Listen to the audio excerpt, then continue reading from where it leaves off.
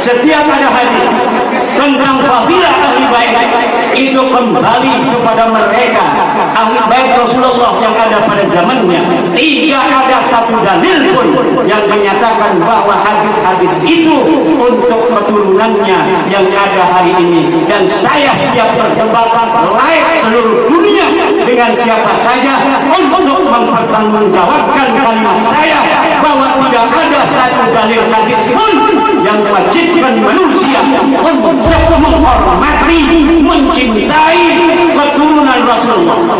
Tidak ada. Yang ada adalah wajib kita memuliakan ulama. Hadisnya banyak, ribuan hadis. Apapun yang mereka ceramahkan dari fadilah-fadilah duriyah untuk mendoktrin klaim mereka sebagai keturunan Nabi adalah hadis-hadis palsu atau hadis sohih yang maksudnya mereka rampas dari ahlul bait untuk diberikan kepada mereka yang mengaku turunan Nabi Shallallahu Alaihi Wasallam. Kiai Haji Imaduddin Usman Al-Bantani siap berdebat dengan siapapun untuk mempertahankan tesis beliau, walaupun sampai makan waktu 3 hari 3 malam. Pertama adalah tesis tentang mereka Habib Ba'alawi bukan sebagai keturunan Nabi. Tesis kedua adalah tesis tentang kemuliaan ilmu dibandingkan kemuliaan darah atau nasab. Allah telah menghilangkan dari kalian wahai umat Islam sifat-sifat jahiliyah yang menyebabkan ayah yang mulia adalah orang-orang yang keturunannya harus dimuliakan.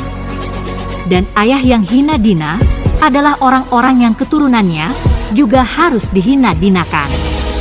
Ini adalah ajaran jahiliyah yang tidak boleh diterima oleh kaum muslimin dan harus dilawan. Ada 3 manuskrip yang dimiliki Kesultanan Banten dan Kesultanan Cirebon.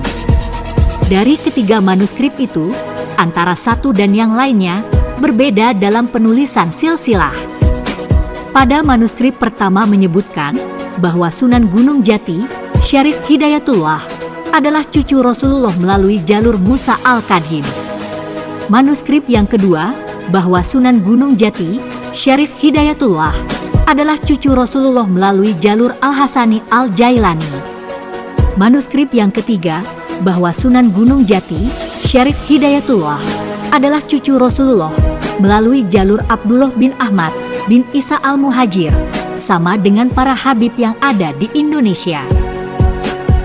Dan untuk jalur yang terakhir ini, setelah diteliti dengan seksama oleh Kiai Haji Imaduddin Usman Al-Bantani dalam waktu seperlunya untuk kepentingan penelitian ilmiah itu, maka dalam penelitian itu ditemukan adanya keterputusan riwayat selama 550 tahun, di mana pada Abdullah atau Ubaidillah sebagai anak Ahmad Al-Muhajir tidak pernah dicatat oleh para ahli nasab yang sezaman dengan Ahmad bin Isa bahwa beliau punya anak yang bernama Ubaidillah.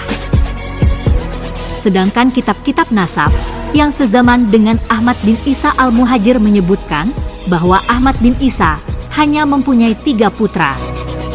Yang pertama adalah Muhammad, yang kedua adalah Ali, dan yang ketiga adalah Husain, dan tidak ada tercatat anak yang bernama Ubaidillah seperti silsilah yang diaku oleh pada Habib yang mengaku keturunan Rasulullah Shallallahu Alaihi Wasallam.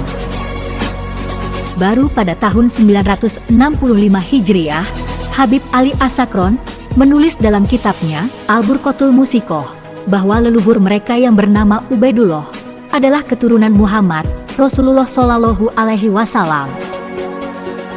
Jadi, sejak wafatnya Ahmad bin Isa Al-Muhajir 345 Hijriah sampai tahun 895 Hijriah, tidak ada satu manuskrip pun yang menyebutkan bahwa Ubaidullah adalah keturunan Rasulullah Muhammad Shallallahu Alaihi Wasallam.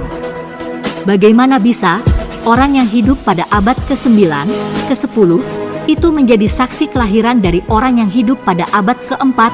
Tentu tidak bisa. Dan itulah yang tidak dapat mereka temukan sampai hari ini.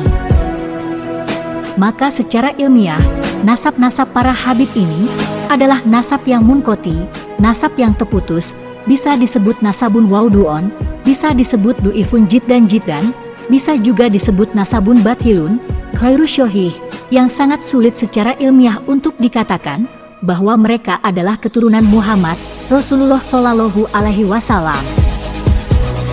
Sedangkan Sunan Gunung Jati, Sunan Ampel, Sunan Giri, dan yang lainnya sangat tidak dapat terbantahkan, sebab masih ada 2 manuskrip tua lain yang menyatakan bahwa mereka adalah merupakan keturunan Muhammad Rasulullah Shallallahu Alaihi Wasallam. Walaupun dalam kenyataannya, pada ketiga silsilah manuskrip yang dimiliki Cirebon dan Banten itu masih terdapat perselisihan dalam ketersambungannya dengan Rasulullah, yaitu antara riwayat manuskrip Cirebon yang menyatakan bahwa Sunan Gunung Jati, Syarif Hidayatullah adalah cucu Rasulullah melalui jalur Musa Al-Kadim, dan manuskrip yang kedua bahwa Sunan Gunung Jati, Syarif Hidayatullah adalah cucu Rasulullah melalui jalur Al-Hasani Al-Jailani. Tetapi, menurut Kiai Haji Imaduddin Utsman Al-Bantani, setelah kedua silsilah manuskrip ini diteliti dengan seksama, maka dapat disimpulkan kedua manuskrip ini 60% lebih masih bisa dinyatakan bahwa para wali songo adalah cucu Rasulullah Shallallahu Alaihi Wasallam. Dasar penelitian ini dilakukan Kiai Haji Imaduddin Utsman Al-Bantani memperhatikan banyaknya fenomena yang terjadi belakangan ini, yaitu beberapa pengakuan orang-orang yang setiap hari mengaku sebagai cucu daripada Rasulullah bahwa di dalam tubuhnya ada darah Rasulullah, sementara akhlak mereka jauh panggang daripada api dengan akhlak Rasulullah Shallallahu Alaihi Wasallam.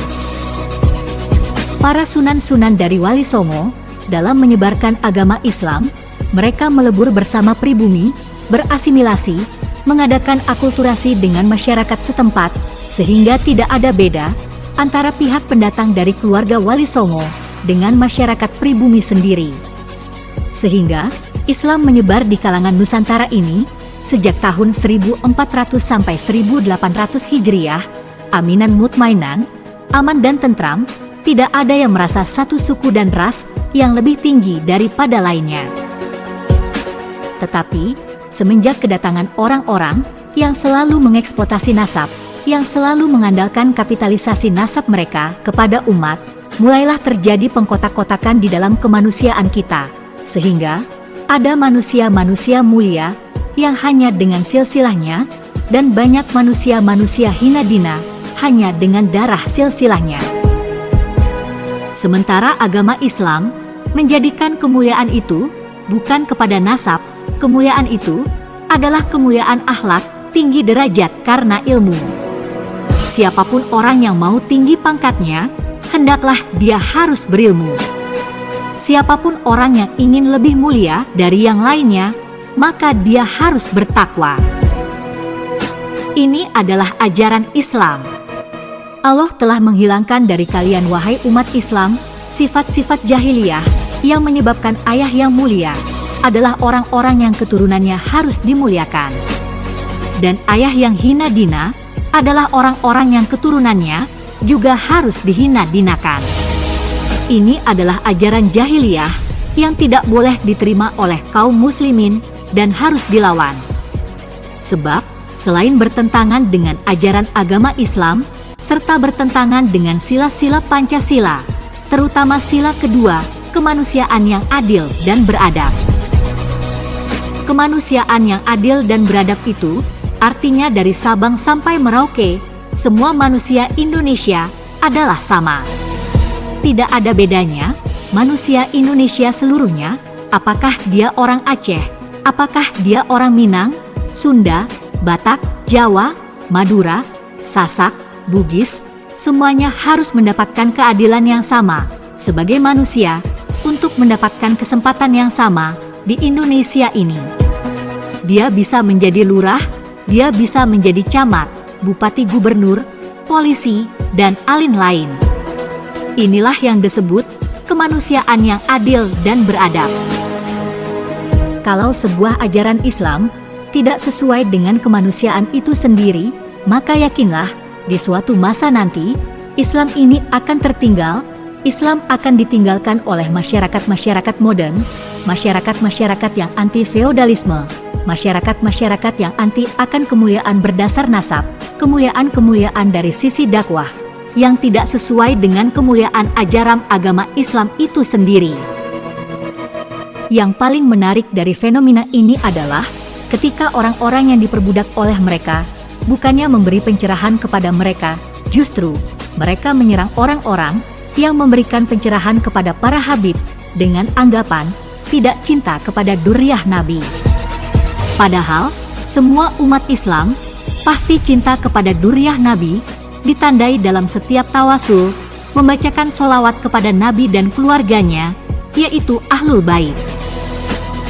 Ahlul Bait, menurut pandangan yang benar, mereka adalah Sayyidina Hasan, Sayyidina Husain, Sayyidina Ali, Fatimah, Bani Hashim, Bani Abu Tholib, yang ada pada keluarga Nabi Muhammad SAW.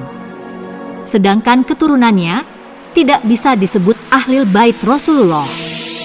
Dari itu, setiap ada hadis tentang fadilah Ahlul Bait, itu kembali kepada mereka Ahlul Bait Rasulullah pada zamannya.